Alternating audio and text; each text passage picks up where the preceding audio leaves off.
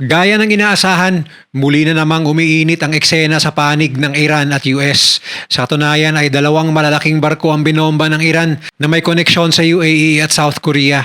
At ang US naman sa kabilang banda ay ikinasa ang Project Freedom, ang misyon na palabasin ng tinatayang mahigit 700 stranded na barko at libu-libong crew sa Persian Gulf na hindi makadaan sa Strait of Hormuz na naging sanhi umano ng pagkagalit ng Iran at muling pag-usbong ng gulo.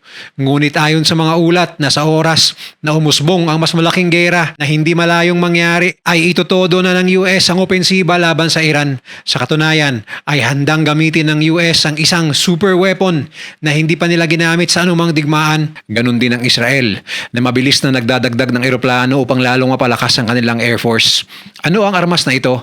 Gaano ito kalakas at anong mga mahalagang target sa Iran ang balak tamaan ng US gamit ang super weapon na ito? Samantala, anong mga bagong eroplano ang binili ng Israel at paano nito lalong palalakasin ang Air Force ng IDF? Ang katahimikan bang ito ay paghahanda lamang para sa mas malaking digmaan na maaaring sumabog anumang oras? Yan ang tatalakayin natin ngayon dito lang sa Mr. Goodbye. Nag-umpisa na nga ang pag-escort ng US Navy sa mga barko na naipit sa loob ng Persian Gulf dahil sa panghaharang ng Iran at lubos itong ikinagalit ng Iran. Sa katunayan ay naglabas agad ng ulat ang Iranian media na may tinamaan silang dalawang barko ng US na papasok sa Strait of Hormuz. Ngunit agad itong pinasinungalingan ng US.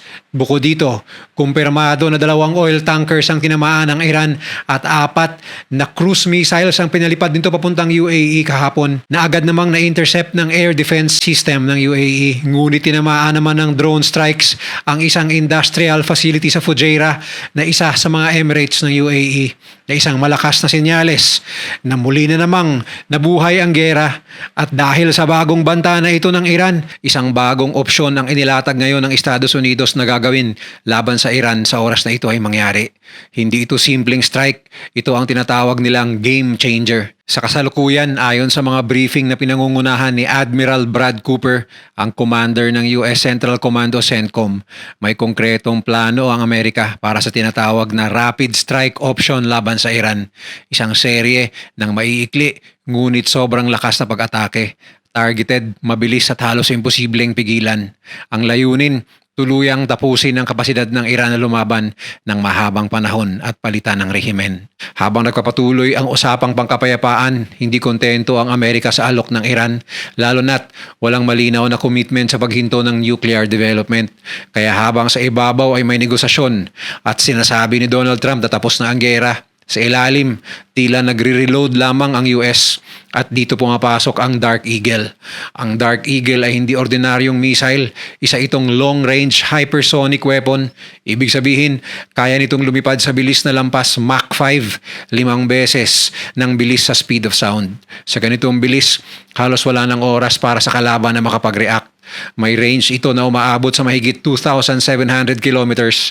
Ibig sabihin, kaya nitong tumama sa malalalim na target sa loob ng Iran kahit mula sa malayong launch point. Pero hindi lang bilis ang usapan dito. Ang tunay na lakas ng Dark Eagle ay ang kakayahan nitong tamaan ng tinatawag na hardened targets, mga bunker na nakatago sa loob ng bundok, underground storage at command centers na halos immune sa conventional weapons. Ang Dark Eagle ay hindi ordinaryong missile. Ang opisyal na pangalan nito ay Long Range Hypersonic Weapon o LRHW. Ginawa ito para sa US Army bilang bahagi ng mas malaking plano ng Amerika na magkaroon ng armas na kayang tumama sa malalayong target ng sobrang bilis bago pa makagalaw o makapagtago ang kalaban. Ang pangunahing contractor nito ay Lockheed Martin, isa sa pinakamalaking defense companies ng Amerika. Kasama rin sa programa ang Northrop Grumman, ang tumutulong sa rocket motor at iba pang advanced na bahagi ng sistema. Sa madaling salita, ito ay produkto ng matagal ng hypersonic weapons program ng Estados Unidos. Bakit ito ginawa? Simple lang, dahil may mga target na hindi sapat ang ordinaryong bomba. Ang missile na ito ay gumagamit ng hypersonic glide body. Ibig sabihin, ilulunsad muna ito gamit ang rocket booster, aakyat sa mataas na altitude. Pagkatapos ay hihiwalay ang glide body at mabilis na dadaos-dos papunta sa target habang magmamaniobra sa bilis na lampas Mach 5. Hindi ito basta diretso lang nalipad gaya ng karaniwang ballistic missile. Kaya nitong magpalit ng direksyon habang napakabilis. Kaya mas mahirap itong mahula hulaan. Mas mahirap itong harangin at mas kaunti ang oras ng kalaban para mag-react. At pagdating naman sa warhead, hindi ito nuclear weapon. Ang Dark Eagle ay dinisenyo para magdala ng conventional warhead. Ibig sabihin, high impact, explosive o kinetic strike capability, hindi nuclear blast. Ang layunin nito ay sirain ang eksaktong target gamit ang bilis, precision at impact. Paano naman ito dadalhin sa pusod ng kalaban? Ground-launched ang sistema. Ibig sabihin, dinadala ito ng mga mobile launcher sa lupa. Ang launcher ay pwedeng ilagay sa strategic location tulad ng allied base o forward deployment areas. Mula roon, pwede nitong tamaan ang target mula sa malayo. Kaya kung ilalagay ito sa Middle East, ang maraming high-value target sa loob ng Iran ay biglang maaabot.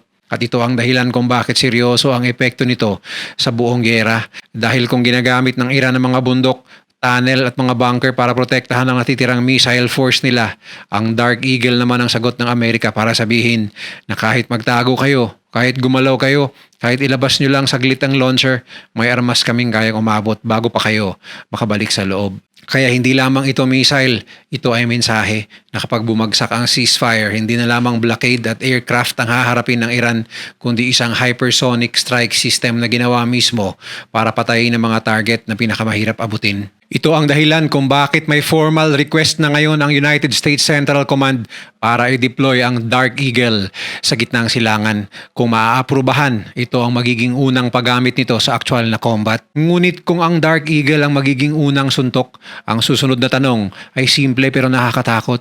Saan ito tatama? Hindi ito random, hindi ito basta pagpapakita lamang ng lakas. Ang planong ito ay surgical, pinag-aaralan, pinaghahandaan at nakatutok sa mismong puso ng kakayahan ng Iran na lumaban. Unang target ang tinatawag na hardened missile bunkers. Ayon kasi sa mga ulat, muling hinukay ng Iran ang mga bunker habang nakatigil ang putukan. Kaya sa muling pag-usbong ng gera, doble o triple o mano ayon sa pamunuan ng US ang pamubombang gagawin nila sa mga lugar na ito. Ikalawang target, command and control nodes. Ito ang lugar kung saan pinaplano ang mga operasyon, kung saan nanggagaling ang utos, at kung saan nagko-coordinate ang iba't ibang unit ng IRGC. Kung tatamaan ito, hindi lang armas ang mawawala kundi direksyon. At sa isang modernong digmaan, ang pagkawala ng koordinasyon ay parang pagkawala ng utak ng buong sistema. Ikatlong target, logistics at supply routes. Ang digmaan ay hindi lang laban sa armas, laban din ito sa supply, fuel, kuryente, transportasyon. At dito pumapasok ang mga target tulad ng power grids, fuel depots at transport corridors. At lahat ng ito ay mabilis tamaan gamit ang Dark Eagle. Tatandaang nagbanta si Trump na kapag nagmamatigas pa rin ang ulo ang Iran ay mga oil depot, power supply ang tatargetin ng Amerika. Dahil kapag ginawa nila ito, unti-unting mamamatay ang kakayahan ng Iran na lumaban. Hindi lamang yun. Sa himpapawid, nakaabang din ng mga eroplano tulad ng F-35 Lightning at F-15A Strike Eagle, mga aircraft na agad susunod matapos ang unang bugso ng Dark Eagle missile bombardment. Ang magiging pattern, una, hypersonic strike. Pangalawa, stealth penetration. Pangatlo, precision bombing. Isang layered attack at coordinated collapse. At habang nangyayari ito, patuloy ang surveillance gamit ang mga RQ-4 Global Hawk na nagbibigay ng real-time intel kung saan ang susunod na tatamaan. Sa lupa at dagat, nandyan ang mga naval asset, destroyers, submarines at marine units handa para kontrolin ang bawat galaw ng Iran. Ito ang tinatawag na multi-domain warfare. Lupa, dagat, himpapawid, cyber attack, sabay-sabay. Ngunit bukod sa precision strikes, gamit ang Dark Eagle, may isang yugto na mas kinatatakutan kaysa sa lahat kapag ang digmaan ay lumapag na sa lupa. Dahil dito na magbabago ang lahat. Hindi ito tungkol sa bilis at teknolohiya. Ito ay laban ng tao sa tao. At dito pumapasok ang dalawang critical na elemento, ang mga Kurdish fighter at ang ground forces ng Amerika. Una ay ang mga Kurds. Sa loob ng maraming dekada, ang Kurdish minority sa loob ng Iran ay may matagal ng tensyon laban sa gobyerno.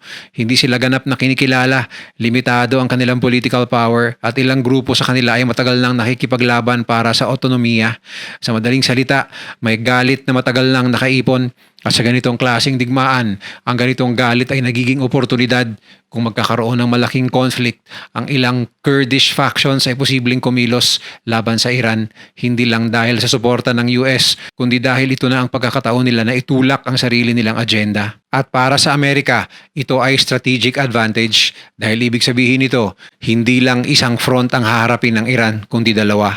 Sa labas, US at Israel, sa loob naman, ang Kurdish insurgency. At ito ang eksaktong sitwasyon na pinakamahirap kontrolin ng kahit anong gobyerno.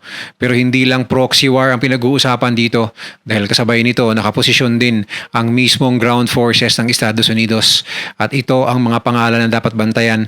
Ang 82nd Airborne Division, isang elite force na kayang i-deploy kahit saan sa mundo sa loob ng 18 oras. Ang kanilang specialty, parachute assault at mabilis na pagkuha ng critical terrain.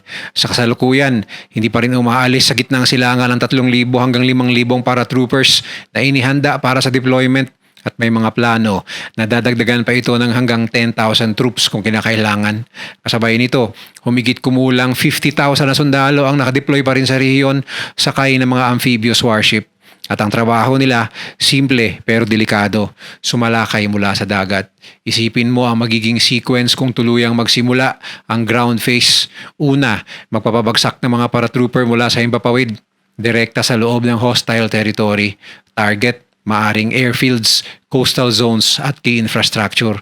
Kasunod ang Marines, dadaan sa dagat, gagamit ng amphibious assault ships, bababa sa mga isla ng Iran tulad ng Karg at iba pang strategic points sa Persian Gulf, mga lugar na critical sa oil exports ng bansa. Habang nangyayari ito, may suporta mula sa mga fighter jet, may bombardment mula sa naval ships, at may real-time intel mula sa surveillance systems. Isang sabay-sabay na paglusob. At hindi ito nagtatapos. Kapag secured na ang initial landing zones, papasok ang mas mabibigat na puwersa, armored units, mechanized infantry, mga tangke na kayang sumulong sa mas matinding laban. At dito magiging malinaw ang isang bagay. Kung umabot sa puntong ito, hindi lamang ito limitadong gera, ito ay magiging isang full-scale war. Sa kabilang banda, habang unti-unting nabubuo ang posibilidad ng ground invasion, may isa pang galaw na tahimik pero napakalaki ng epekto, ang massive rearmament ng Israel. Habang ang Estados Unidos ay naghahanda ng hypersonic strikes at posibleng ground deployment, ang Israel naman ay malinaw ang direksyon. Tapusin na ito at para gawin yon, hindi sapat ang kasalukuyang lakas. Kailangan ng upgrade at yun mismo ang nangyayari ngayon. Sa isang malaking kasunduan na nagkakahalaga ng $5.2 billion, pinalalakas ng Israel ang kanilang Air Force sa pamamagitan ng pagbili ng bagong henerasyon ng fighter jets mula sa Boeing at Lockheed Martin. Dalawang klase ng aircraft ang nasa sentro ng upgrade na ito, ang F-15IA at ang F-35 Lightning II. Simulan natin sa F-15IA. Ito ay isang advanced version ng F-15, isang aircraft na kilala sa lakas at payload capacity. Pero ang bagong version na ito ay mas upgraded, may mas modern na avionics, mas advanced targeting systems, at higit sa lahat, may mas malaking dalang armas. Ito ang eroplano na hindi lang kayang tumama, kundi kayang magdala ng mas maraming bomba, mas malalaking payload at mas mahabang range. 25 units ng F-15IA ang bibilhin ng Israel at kapag dumating ito, mas lalakas ang kanilang kakayahan na magsagawa ng deep strike mission sa loob ng Iran. Ngayon naman ang F-35, ito ang pinaka-advanced stealth fighter sa mundo ngayon. Halos hindi nakikita ng radar. Kapag pumasok sa heavily defended airspace, ay kayang tamaan ang target ng hindi agad napapansin. Sa bagong kasunduan, magdadagdag ng 25 F-35 fighters ang Israel sa kanilang fleet. Ibig sabihin, mas maraming aircraft na kayang tumagos sa mas pinaka-protected na bahagi ng Iran. Mas maraming pagkakataon para tamaan ang command centers, missile sites at nuclear-related facilities. At kapag pinagsama ang dalawang eroplanong ito, nabubuo ang tinatawag na high-low mix. Ang F-35 ang magbubukas ng pinto, tahimik, hindi nakikita, kayang tanggalin ang depensa, at pagkatapos papasok ang F-15IA, mabigat, malakas at kayang magsagawa ng sunod-sunod na strike. Kapag nangyari ito kasabay ng Dark Eagle at US ground operations, isang bagay ang malinaw. Ito ay hindi hiwalay na aksyon. Ito ay coordinated strategy. At ang timing ay hindi aksidente dahil lahat ng ito ay ginagawa sa panahon kung kailan ang Iran ay pinakamahina. Sa ilalim ng economic blockade, naputol ang kita mula sa langis, nakapressure ang military infrastructure, nag-aagawan ng liderato At sabay pa nito, may internal unrest at dito lalong nagiging malinaw ang direksyon ng plano. Hindi lang ito tungkol sa pag-atake, ito ay tungkol sa pagtatapos. Isang final push, isang coordinated effort na siguraduhin hindi na makakabalik ang Iran sa dati nitong lakas. At habang nagpapatuloy ang usapang pangkapayapaan, habang may mga salita ng negosasyon sa likod nito, ayon sa mga eksperto, tahimik na bumubuo ng lakas ang US at Israel. Nag-iipon, nag-aabang, handang kumilos sa isang iglap. Dahil kung tuluyang bumagsak ang usapan, hindi na ito babalik sa simula, hindi na ito warning, hindi na ito limitadong strike. Ito na ang magiging huling yugto, ang pinakamalaking gera, at kapag nagsimula yon, ang himpapawid mismo ang magdidikta kung sino ang mananalo. Sa kabuuan, ang sitwasyon ngayon ay mukhang kalmado sa ibabaw pero kung titingnan na mabuti, hindi talaga ito tunay na kapayapaan. Ito ay isang pansamantalang tigil putukan na puno ng tensyon at hindi pagkakaunawaan. May mga usapang nangyayari sa pagitan ng Estados Unidos at Iran pero hindi malinaw kung saan ito patutungo. Sa totoo lang, parang parehong panig ay naghahanda lang habang naghihintay kung sino ang unang gagalaw. Isa sa pinakamalaking dahilan kung bakit hindi matibay ang kasalukuyang sitwasyon ay ang hindi pagkakasundo sa nuclear program ng Iran at US. Hindi kontento si Donald Trump sa alok ng Iran dahil hindi nito malinaw na isinusuko o itinitigil ang kanilang nuclear development. Para sa Amerika, ito ang pinakaimportante, ang siguraduhin na hindi magkakaroon ng nuclear weapon ng Iran. Pero para sa Iran, hindi nila basta-basta isusuko ito dahil nakikita nila ito bilang bahagi ng kanilang seguridad at kapangyarihan. Dahil dito, kahit pa may usapan, parang walang tunay na kasunduan na mabubuo kung hindi ito maaayos. Sa kabilang panig naman, ang Israel ay may mas malinaw at mas direktang posisyon. Hindi nila gusto ang sitwasyon na pahabain lang ang problema. Para sa kanila, mas mabuti nang tapusin na ito ng tuluyan kaysa hayaang lumala pa sa hinaharap.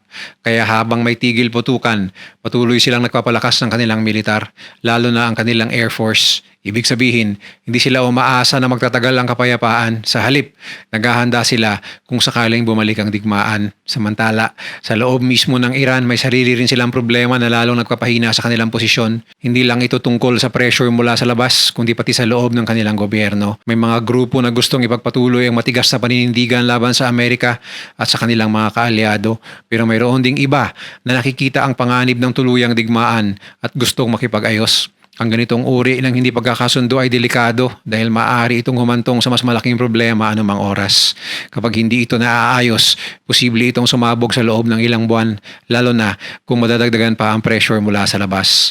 Kung pagsasamahin ang lahat ng ito, isang pansamantalang tigil putukan, hindi pagkakasundo sa nuclear issue, paghahanda ng Israel para sa mas malakas na aksyon at internal na tensyon sa loob ng Iran, makikita na ito ay parang recipe para sa mas malaking digmaan. Hindi ito isang sitwasyon na unti-unting magiging maayos. Sa halip, parang papunta ito sa mas matinding laban kung saan mas marami ang masasangkot at mas malaki ang magiging epekto. Sa huli, malinaw na ang kasalukuyang kapayapaan ay hindi pang matagalan. Ito ay isang pahinga lamang, isang pagkakataon para sa bawat panig na maghanda. Kung hindi magkakaroon ng malinaw at konkretong kasunduan, lalo na tungkol sa nuclear weapons, malaki ang posibilidad na muling sumiklab ang labanan. At kapag nangyari yon, hindi na ito magiging katulad ng mga naunang tensyon. Ito ay magiging mas malawak, mas magiging matindi, at mas mahirap kontrolin. Kung nagustuhan mo ang video na to, share mo naman sa iba at mag-subscribe ka na rin. Panoorin mo na rin yung mga videos na nasa kanan para lalo pang maubos ang oras mo.